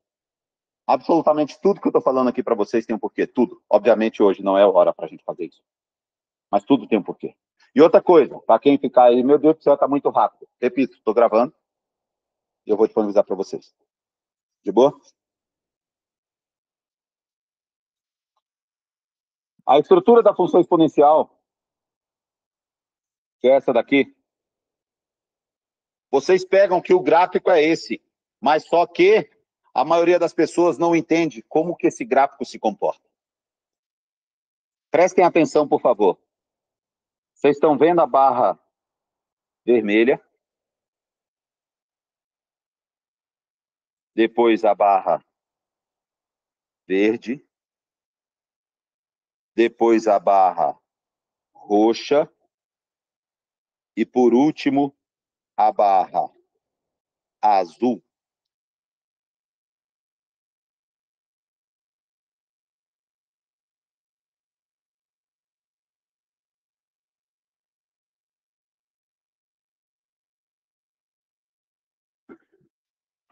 Todo mundo está percebendo aí? Por favor, olha só a altura dos degraus. Olha a altura dos degraus. Olha a escadinha que eu estou montando. Olha a escadinha que eu estou montando. Tá todo mundo vendo a escadinha que eu estou montando? A altura do degrau eu vou colocar de laranja. Vai dar para ver, né? Vai dar para ver o laranjinha aí. Presta atenção. Olha a altura do degrau aqui, ó. Essa é a primeira altura. Essa é a segunda altura. Essa é a terceira altura. Qual é o comportamento da função exponencial? Resposta. Vou chutar. Vamos supor que a base dessa função exponencial é 1,2. Está vendo esse degrau amarelo? Ele é 20% desse negócio vermelho. Está vendo o segundo degrau amarelo? Ele é 20% do verde. Está vendo o terceiro degrau amarelo? Ele é 20% do roxo. Ou seja, na função exponencial, a altura do degrau é sempre o mesmo percentual da imagem anterior. Por isso que é uma progressão geométrica. Por isso que é juros compostos. Por isso que é fator multiplicativo. Por isso que é base exponencial. Agora, o intervalo aqui embaixo, quanto tempo vai demorar aqui? É aquele número que vai embaixo do tempo. Lembra? 1,08 elevado a 3 sobre 3? 0, 3, 6, 9. Isso aqui é 8% do vermelho. Isso aqui é 8% do verde. Isso aqui é 8% do roxo. Traduzindo. É matéria não?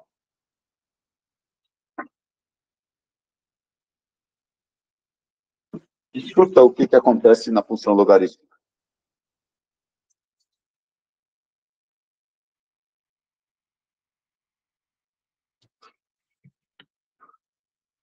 Vivinha!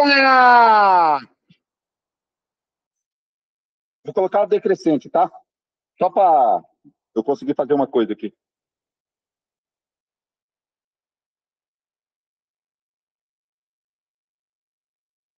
Ah, vai vir esse junto também. Depois eu tiro. Droga, veio o gráfico junto. É melhor fazer isso. Aí eu copio. Depois eu coloco o gráfico de novo. Copiar. Colar. Rodopiou. Falhou. Rodou. Falhou. É que é que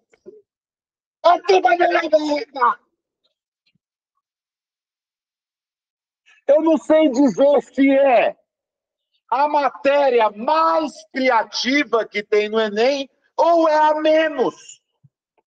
Por quê? Porque você só tem que saber.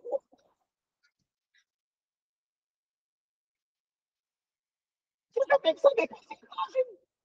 E por. Ai, professor, mas é que você ainda não chegou em geometria, que é a minha grande dificuldade. Tá bom, então. Antes de chegar em geometria, hoje pediram para eu resolver uma questão. Por favor, quem se lembrar da questão aí, foi um retângulo. Acho que as meninas não estão aqui agora, mas só que teve gente aqui que pediu também. Acho que era uma caixa, com as dimensões de 15 centímetros, uns bagulho desse. Tá nas questões aí que você estava fazendo. Procura aí, que dizia que tinha uma redução de 36%. Procura aí no material de vocês ver. Né? Quem foi que pediu? Tá aqui não? Tinha umas dimensões de 15 centímetros. Pronto, aí achou. 15, 15. 15, 15 são as duas bases? Largura e comprimento? 25 de altura, pronto. Presta atenção aqui. Ó, agora eu vou dar aula de matemática, física e química, hein? Mas só que de física eu não vou dar aula. Eu vou dar aula agora de cinemática, de dinâmica, de eletromagnetismo, de termologia, de ótica, de ondas. Vou dar aula da porra toda aqui agora. Presta atenção, todo mundo. A questão diz o seguinte: a altura vai sofrer uma redução de 36%, não é isso? Ele quer saber quantos por cento que tem que aumentar nas dimensões da base para que o volume não se altere. Beleza. Qual tem que ser o volume? Não é 15 vezes 15 vezes 25. É A vezes B vezes C. Na verdade, é comprimento vezes largura vezes altura. Até aqui, tudo bem, todo mundo? Agora fala para mim. Alguém está vendo alguma soma dentro desse retângulo verde? Alguém está vendo alguma subtração? Então, existe uma irmã gêmea dessa fórmula. Podemos dizer que talvez não seja uma irmã gêmea, talvez seja alguém que vive no mundo invertido, alguma coisa do tipo. Como é que funciona essa desgraçada? Resposta: é só você acrescentar uma letra F aqui na frente e pegar essa fórmula, copiar e colar.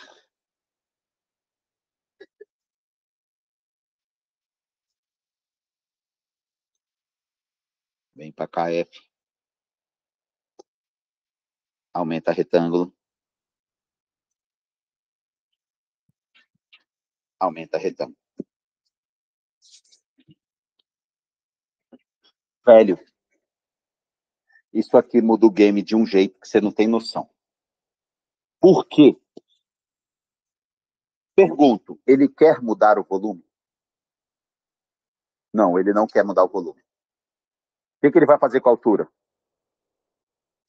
Diminuir 36%.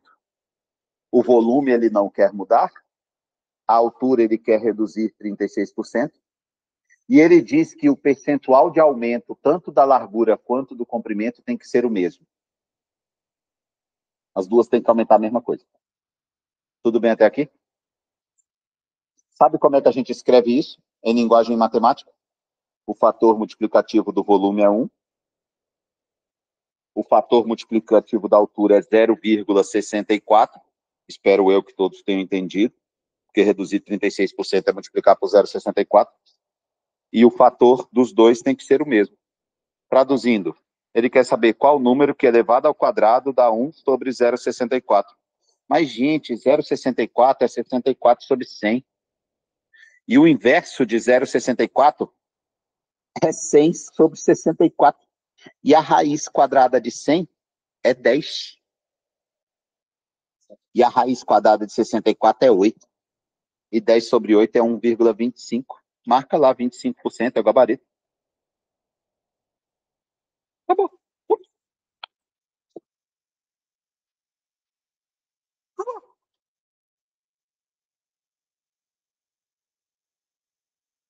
Acabou. Por quê? Oi, fator multiplicativo. Agora sabe o que é o melhor?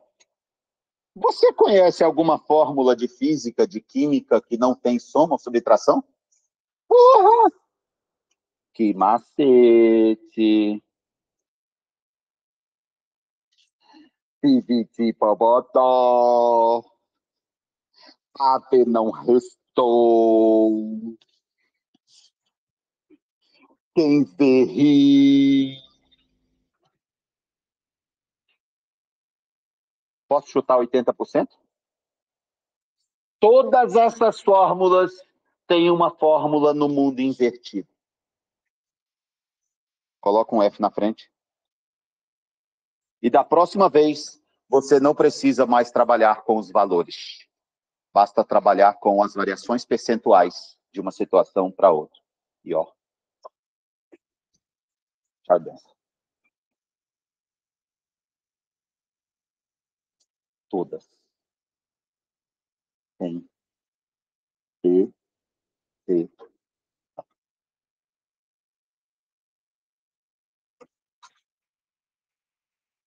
Absolutamente todas.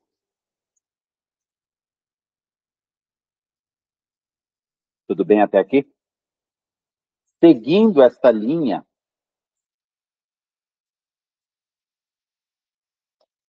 gente,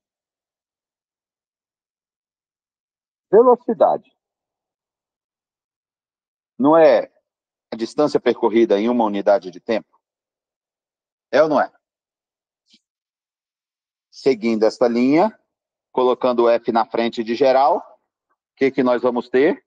Que o fator multiplicativo da velocidade é igual ao fator multiplicativo da distância dividido pelo fator multiplicativo do tempo. Todo mundo concorda? Agora eu pergunto, se a distância for constante, traduzindo, se você quiser ir de Brasília para Goiânia, a pergunta é, se você aumentar sua velocidade em 30%, o que vai acontecer com o tempo? Vai ser reduzido, sim ou não? Em quantos por cento? Não vai ser 30%.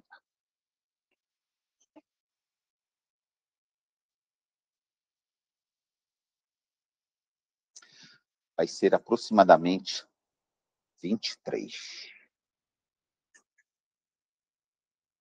Professor, é porque 30 começa com 3 e quem vem antes é o 2, é 23. Cala a boca. Nada a ver. Não tem pessoas que estabelecem conexões do nada do número assim, querendo, não, isso aqui tem alguma coisa a ver. Hoje é dia 13, mais 10, hoje é mês 11. Não, cala a boca. Nada a ver. É 11, soma 10, tira 1, soma 11. Não, nada a ver.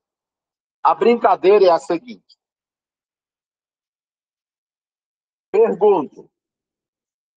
Velocidade e tempo são direta ou inversamente proporcionais? Inversamente proporcionais, porque se você dobrar a velocidade, você chega na metade do tempo.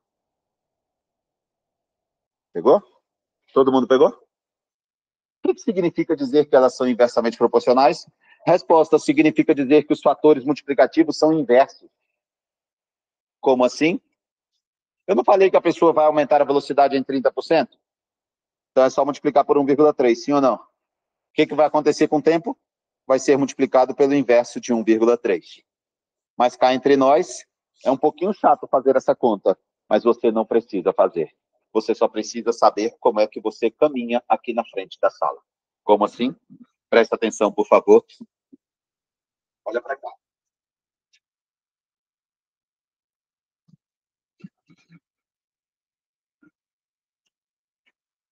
Aqui é o zero, tudo bem? O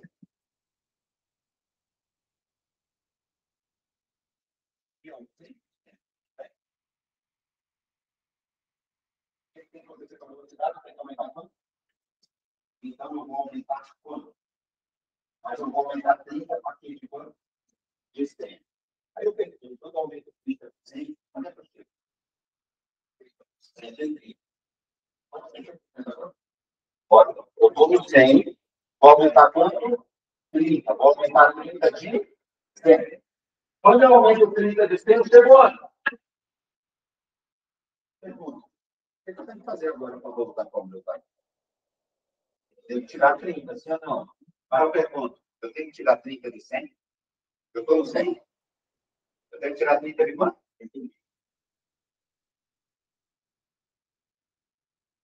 Então é só calcular quanto que 30 vale de 130. Quanto que é 10% de 130? Quanto que dá 13 vezes 2? Fica faltando quanto para chegar em 30? Quanto que é 1% de 130? 1,3 vezes quanto chega perto de 4? 3, que dá quanto? 3,9, 2, 10% e 3, 1%, 23%. Tá aqui. Pronto. É assim que se calcula o percentual de variação da grandeza inversamente proporcional. E aí, meu irmão? E aí, papai? Se o caboclo vira e fala algo do tipo, uma pessoa gasta 20 dias, uma pessoa tem 20 dias para, sei lá, para plantar 80 hectares. 80 hectares, sendo que ele planta... Aliás, uma pessoa tem 20 dias e ela faz 80 hectares por dia, coisa pra cacete. Vou colocar 3 hectares por dia, pronto. 3 hectares por dia, tudo bem? 3 hectares por dia.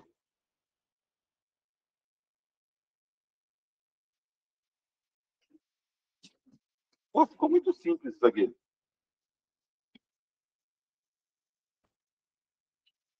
Você vai só multiplicando, não vai ter graça. Ah, mas eu vou perguntar diferente. Vou perguntar diferente.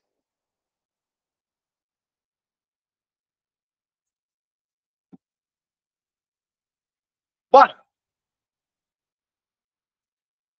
O patrão diz que tem que reduzir esse tempo em 40%. O que tem que acontecer com a produtividade dessa criatura? Aumentar. Todo mundo concorda? Aumentar quanto? Oi? Alguém já calculou? Já deu para calcular. Já deu para calcular. Quem já calculou aí? E essa não é difícil de calcular. É razoavelmente rápido. Já calculou? Bora! Olha para cá!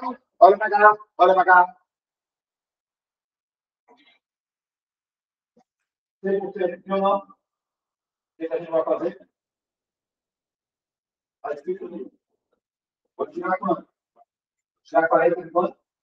Por favor, tira 40. Chega onde? O que eu faço para voltar? Tomar 40, sim ou não? Mas 40 de quanto? E 40 de 60 não é 2 terços? 2 terços, não é 66,66%?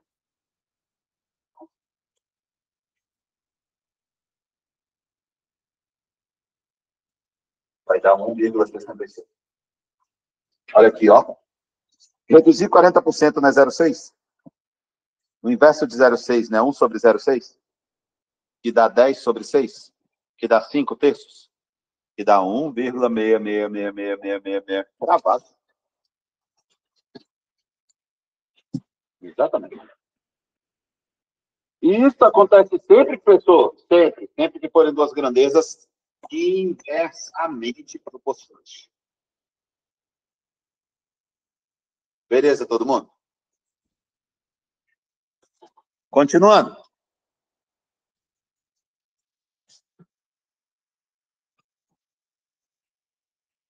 Presta atenção agora. Agora eu quero ver. Vai ficar massa.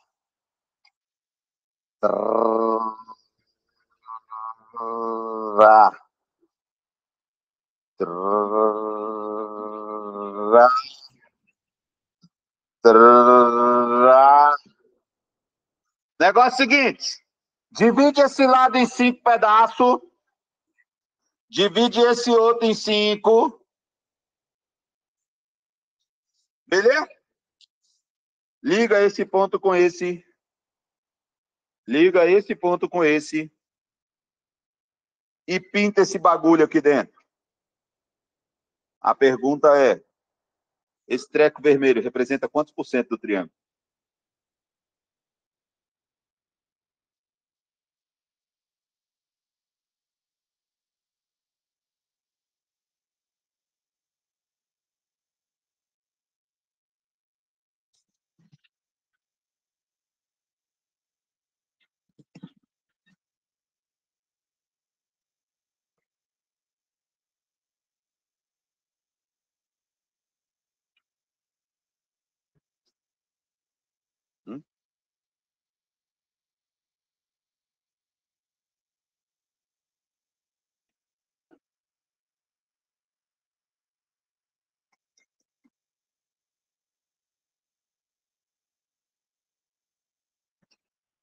Para você entender isso, precisamos conversar sobre um outro assunto. Sabe sobre o quê? Função quadrática. Sabe por que eu estou falando isso?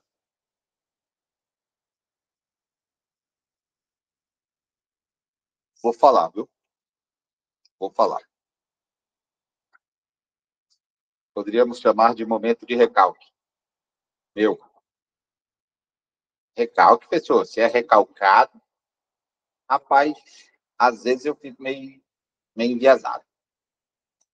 Eu já ouvi pessoas dizendo que eu fico inventando moda quando eu vou dar aula de função quadrática, porque eu fico querendo ensinar os negócios de um jeito totalmente diferente que viu na escola, e aí nunca viu esses negócios e acha que eu estou inventando moda. Aí, quando vai fazer umas porra dessa, fica perdidinho, sem pé nem cabeça. Mas aqueles que entendem a invenção de moda de função quadrática não vão ter grandes problemas para fazer isso aqui, não. Qual é a invenção de moda de função quadrática? O padrão de crescimento da função afim, o padrão de crescimento da função afim, primeiro grau, é uma paradinha assim, ó. Ó, toda vez que você anda um para frente, você sobe o coeficiente angular uma vez. Anda um para frente, você sobe o coeficiente angular uma vez. Anda um para frente, você sobe o coeficiente angular uma vez. Agora, na função quadrática, não. Na função quadrática, o bagulho é diferente. Como que é o bagulho da função quadrática? Se me permitem, vou fechar aqui um pouquinho ela aqui. O bagulho na função quadrática é o seguinte. O padrão da função quadrática é dado por essas bolinhas aqui, ó. Fecha quadrado, fecha quadrado, fecha quadrado, fecha quadrado.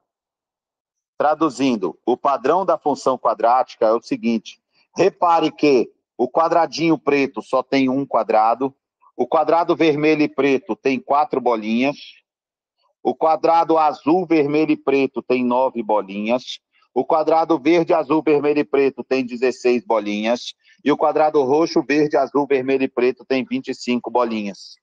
Acontece que eu só desenhei uma bolinha preta, 3 bolinhas vermelhas, 5 bolinhas azul, 7 verde e 9 roxa. Traduzindo, os 4 é o resultado de 1 mais 3. Os 9 é o resultado de 1 mais 3 mais 5. Os 16 é resultado de 1 mais 3 mais 5 mais 7. E os 25 é resultado de 1 mais 3 mais 5 mais 7 mais 9. Traduzindo, os quadrados perfeitos são dados pela soma dos primeiros números ímpares. Traduzindo, quanto é que dá a soma dos 10 primeiros números ímpares? 100.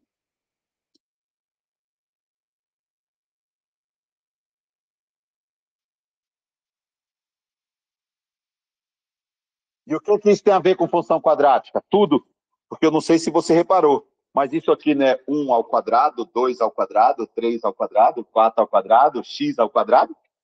É ou não é? Traduzindo, qual é o padrão de crescimento da função quadrática? Resposta! Anda um para frente, aumenta o A uma vez, anda mais um para frente, aumenta o A 3 vezes, anda mais um para frente, aumenta o A 5 vezes, anda mais um para frente, aumenta o A 7 vezes.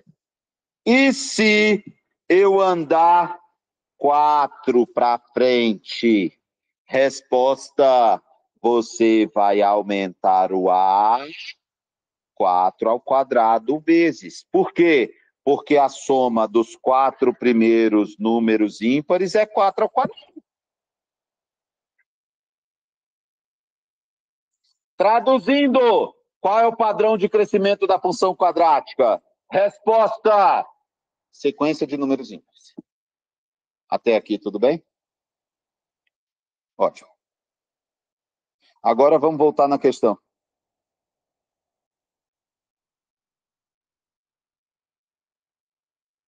Deixa eu ver aqui embaixo, tem quanto? 1, 2, 3, 4, 5, 6, 7. Porra, que merda. 7 dividido por 5 vai dar 1,4. Então vai dar 1,4, 2,8. Aí com 1,4 vai dar 4,2. Aí vai dar 5,6. Pronto, agora tá bonitinho. Olha o que eu vou fazer, ó. Essa, é que essa, e que essa, é que essa, que essa, que essa, que essa, que essa, que essa. Pergunto, no primeiro andar, lá no topinho, tem quantos triangulinhos? E no segundo, 3, e depois 5, e depois 7, depois 9. E a soma dos 5 primeiros ímpares é 5 ao quadrado. E de vermelho está 5 mais 7. E 12 de 25 multiplica por 4 em cima e embaixo, vai dar 48 sobre 100, que é 48%. Ô, custe. Mas não, né? Função quadrática é uma coisa, geometria é outra, porcentagem é outra. É tudo a mesma porra. Diga-se de passagem, se você dobra os lados de um triângulo, você quadruplica a área. Se você triplica os lados de um triângulo, você noviplica a área. Se você quadruplica os lados de um triângulo, você 16plica a área. Se você 5plica o lado do triângulo, você 25plica a área. Se for 25plica, não existe no dicionário. Foda-se. Que telefoninha, você tá entendendo? Pronto. Quantos? Olha para cá. Quantos pedaços tem aqui? Quantos pedaços tem aqui? 4. E aqui? De 4 para 5. Multiplica por 4. 5 quartos, sim ou não? Então, significa dizer que desse triângulo, daqui para aqui, para esse triângulo grande, o lado não foi multiplicado por 5 quartos. Então, significa dizer que a área foi multiplicada por 25 16avos. E 25 16avos é 16 16avos mais 9 16avos. 9 16avos é um pouquinho maior do que 8 16avos. 8 16avos é 50%. Um pouquinho maior do que 50%. Para ser mais sincero, 1,562. Traduzindo, desse triângulo para esse, nós tivemos um aumento. Acredite. Essa parte de baixo. É um pouco mais da metade dessa. Mas lógico. Essa soma no lugar de 16. Aqui embaixo não tem 9. 9 de 16, não é um pouco mais da metade?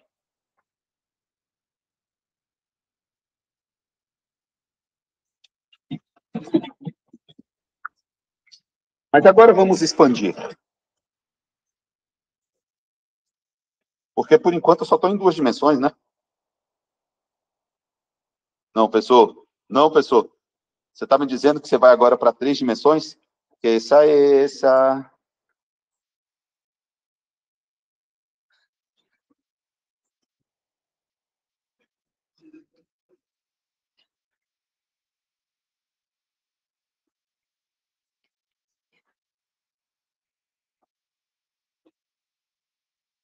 Faz bolinha, véi!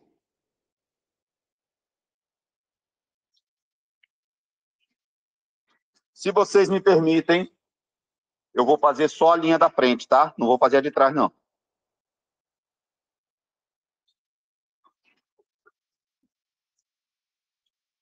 Porque senão vai ficar muita linha.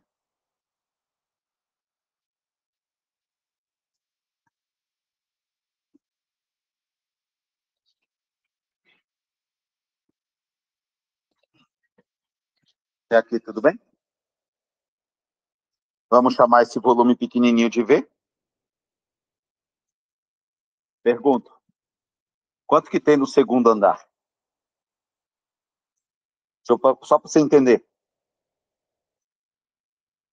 Primeiro andar é esse, ó. Primeiro andar é esse. Segundo andar é esse. Terceiro andar é esse. Quarto andar é esse. E quinto andar é esse. Agora fala para mim, por favor.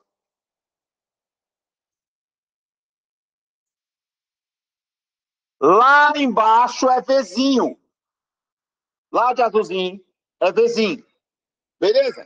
Agora eu quero saber de vermelhinho. Quanto que tem? Alguém? Bora. Presta atenção. Oi? Não, mas gostei. Sinal de que pegou de área, mas não pegou de volume. Eu também não peguei.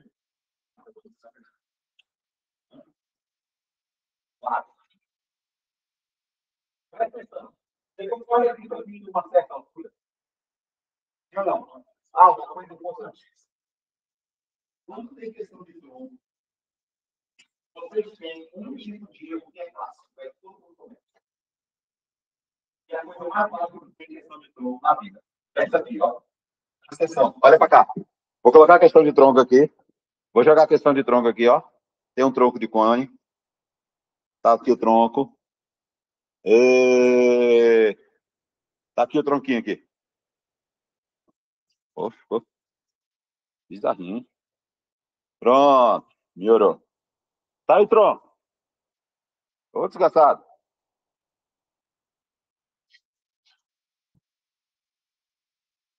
Pronto. Tá aí o tronco. Beleza? Beleza? Tá aqui o tronco? Aí eu falo para vocês alguma coisa no sentido de, sei lá, esse raio daqui vale 30 centímetros, esse aqui vale 20 centímetros, e aí eu jogo que essa altura daqui é 12 centímetros. Aí vocês falam, beleza, só fazer uma semelhança, ó. Prolongou, prolongou, e aí vai fazer a semelhança. Parabéns! E sai mesmo, velho. Isso aqui sai lindamente com a semelhança, desgraçado. Tá?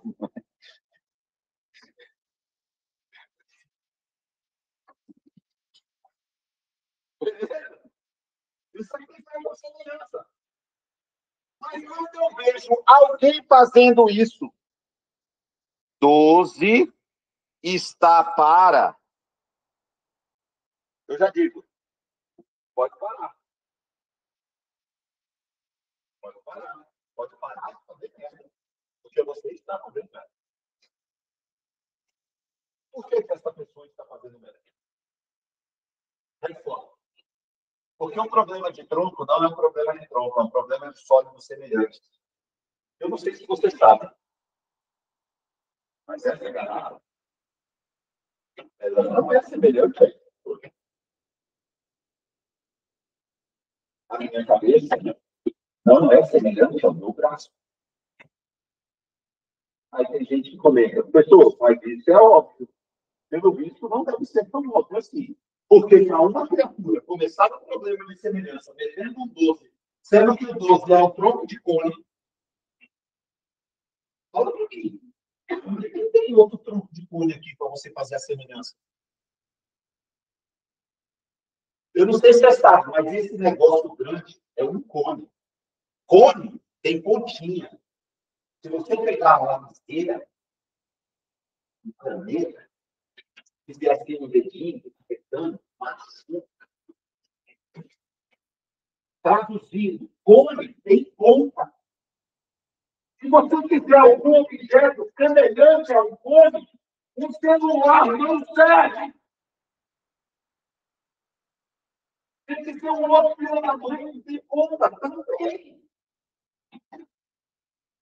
Então, na próxima vez que você for fazer uma semelhança, por favor, pega o cone que tem ponta e procure um outro ser inanimado que também tenha ponta.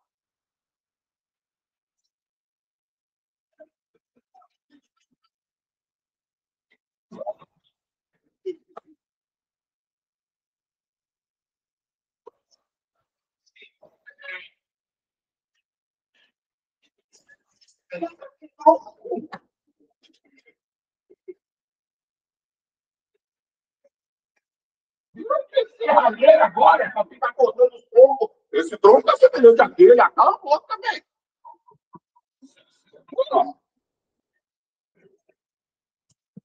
Isto posto. Tchau, tchau, meninas.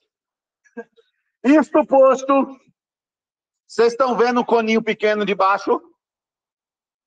Pergunto: esse tronco é semelhante ao coninho? É ou não é? Não. É capaz de ter gente que não está acompanhando. É. Não rola isso? Enfim. Olha, pergunto: se isso aqui é um cone, um cara semelhante a ele tem que ser o quê? Uma esfera? Tem que ser o quê?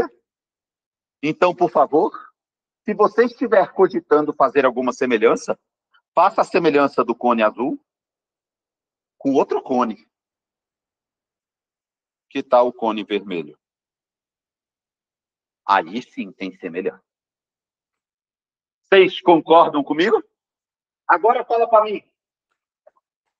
Olha a altura do cone azul. Está vendo que é um quadradinho? Olha a altura do cone vermelho, que são todos sozinhos. Pergunto, o que aconteceu com a altura do cone? Trocou, sim ou não? Agora eu pergunto, se eu dobro as dimensões de uma figura tridimensional e eu tenho uma outra figura tridimensional semelhante à original, o que eu faço com o volume? Oitoplica. Porque volume é tridimensional, sim ou não? Traduzindo, se esse cara tem volume vizinho, isso tudo tem volume 8 vezes. Se dos dois eu já tenho um aqui dentro, how much tenho aqui? 7.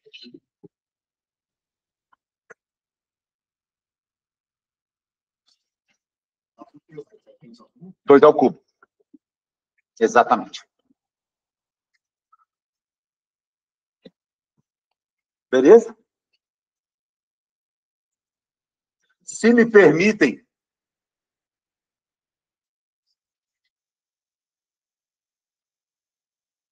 pô, eu tinha que achar essa cena, velho. Eu vou filmar depois essa cena. Vou gravar essa cena.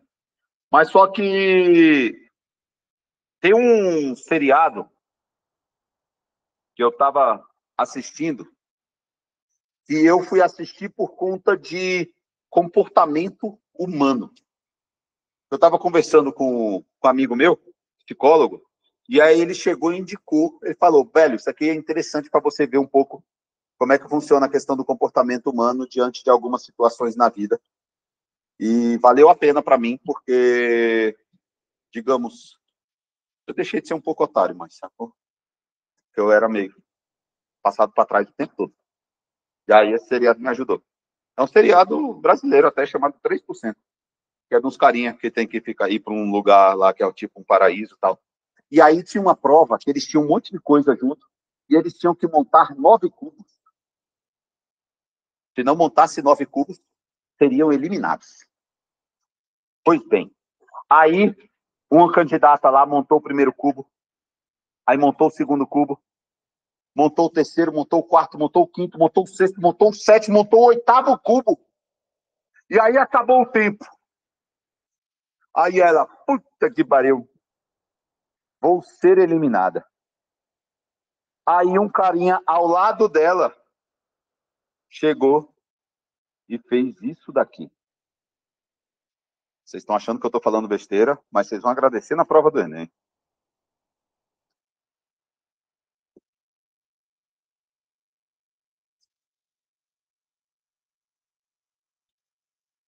Tá todo mundo vendo os 8 cubos?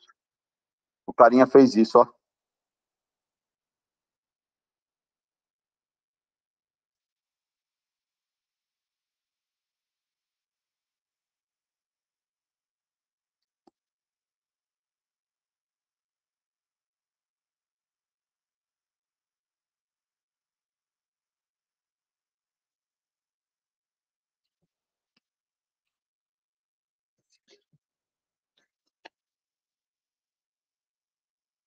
E a mulher passou na prova.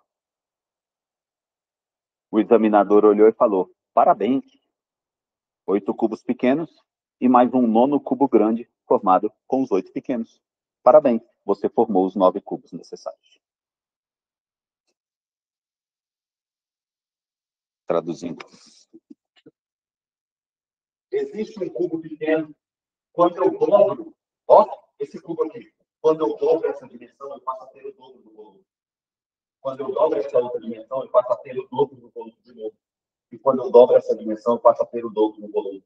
É por isso que é o dobro do dobro do dobro. Agora, 2 vezes 2 vezes 2. São 3 aumentos sucessivos de 100%, né? Só para lembrar vocês. Aí você fala, pessoal, você está exagerando. Estou exagerando, beleza. Então, dá um aumento de 20%. Você vê o que acontece por aumenta. Por quê? Porque aumentar 20% multiplicar por 1,2, 1,2 para 1,722. Se multiplicar por 1,728, não aumentar 72,8%. Então, quem falou do número?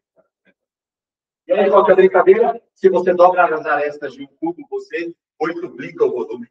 Se você triplica as arestas de um cubo, você 27-plica o volume. Se você quadruplica as arestas de um cubo, você 64-plica o volume. Se você 10-plica as arestas de um cubo, você 1000-plica o volume. Não, calma, eu não estou falando sobre história de semelhança.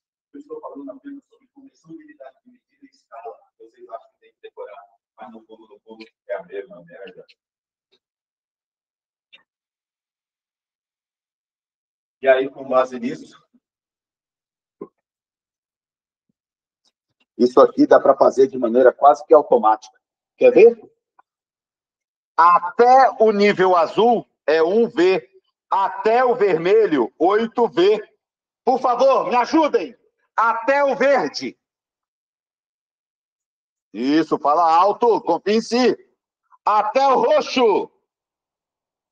64V. E até o preto. 125V. Traduzindo, no andar vermelho só tem 7. No andar verde tem 19. No andar roxo tem 37. E no andar pretinho tem 61. Traduzindo.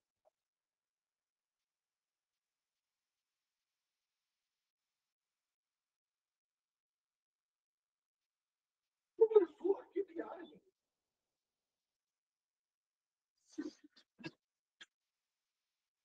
125 menos 64 é 61. Ops, desculpa. 125 menos 64 é 61. 64 menos 27 é 37. 27 menos 8 é 19. 8 menos 1 é 7. Mas, pessoal, sabe o que eu estava reparando? Que 61 menos 37 é 24. 37 menos 19 é 18. E 19 menos 7 é 12. E isso aqui é uma PA. Ah, é? Ah, isso aqui é uma PA de segunda ordem. E isso é de terceira.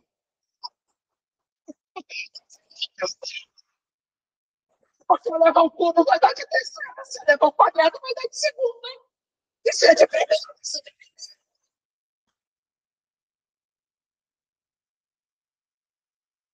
Você já viu alguma questão de sequências que tem que observar padrões de um pentágono que vai expandindo? Desculpa, quem entende isso aqui, olha para aquela questão e vê o padrão na hora e fala, a resposta é isso aqui, vamos embora. Por quê? Porque é treinado a enxergar a PA de primeira, a PA de segunda, a PA de terceira. Ele já começa a olhar e começa a fazer a diferença, soma e tenta enxergar algum padrão. Velho, as soluções aparecem assim na sua cabeça.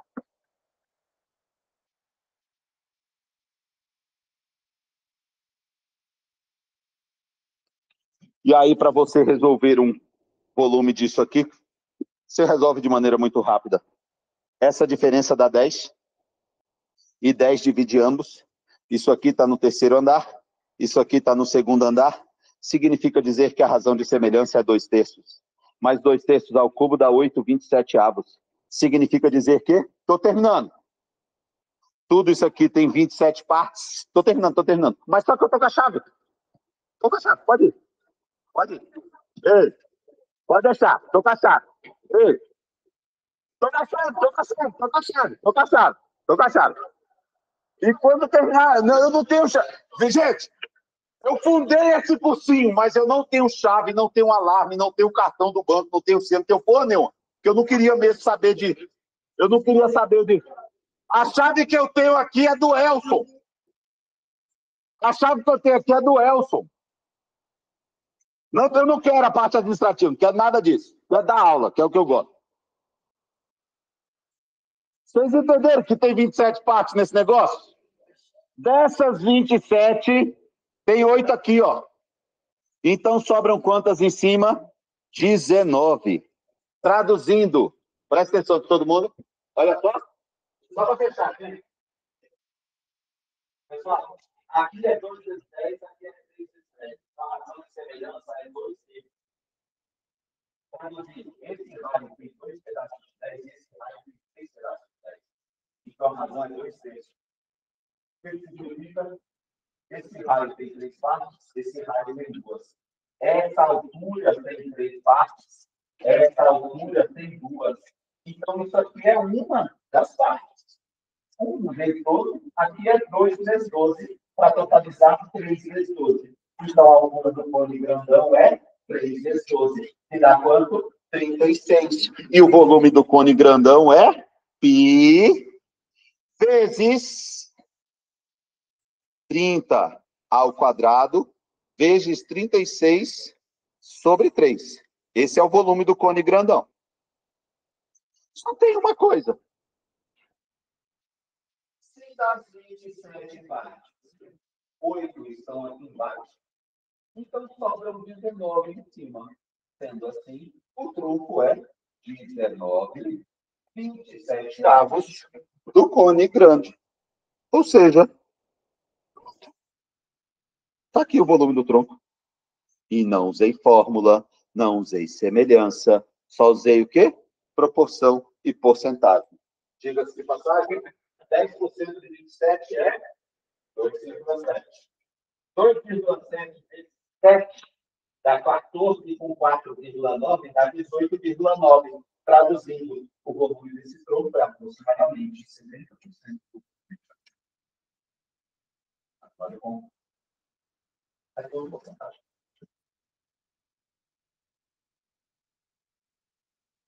Aqui é 60, aqui é 30. 70 de 30 é o dobro e mais um terço. Traduzindo, se aqui cabe 60 ml, aqui cabe 120 mais 20, 140.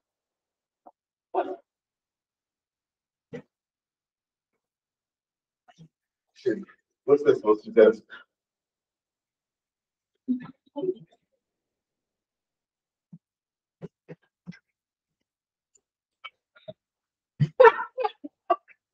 Adoro!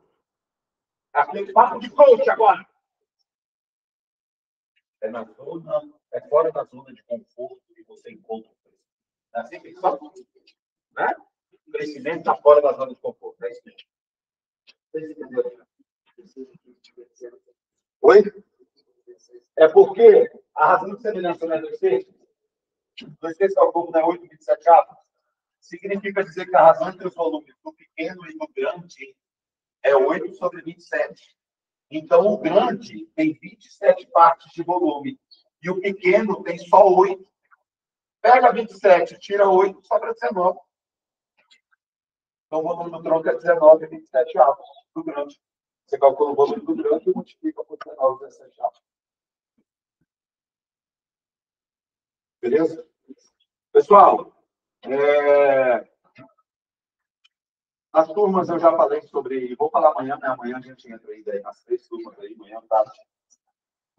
Já falei na residência de especialização de proporção composta, essas paradas. Não vai dar tempo aqui hoje. Se tiver alguma perguntinha, fica à vontade. Tá bom? Mas espero que tenha valido a pena. Tipo, foi meio uma overdose, né? Falando de um monte de coisa aqui. Mas só que eu acho que deu para relembrar muita coisa. Descobrir que tem muitas outras coisas. E espero que tenha auxiliado um pouquinho aí vocês a poder, no domingo, fazerem uma boa prova. E lembrem-se, o mais importante não é o conhecimento matemático. 80% da questão é o quê?